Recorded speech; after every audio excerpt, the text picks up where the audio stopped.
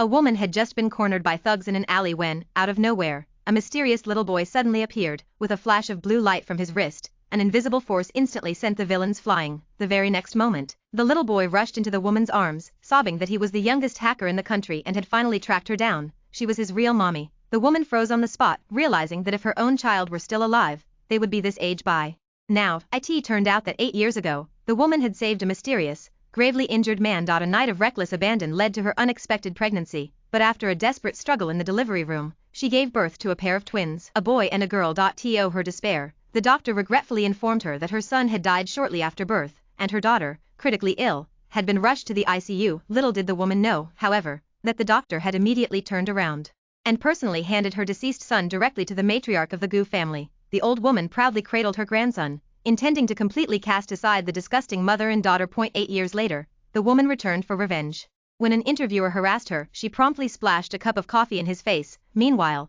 the man from that fateful night had become the richest man in Haicheng, and was also sending people to search for the mother of his child. Just as the woman was still reeling from the shock of reuniting with her son, a phone call brought devastating news. Her critically ill daughter's condition had become unstable, and she needed to rush to the hospital immediately. On one side, her newfound son with superpowers. On the other, her daughter clinging to life.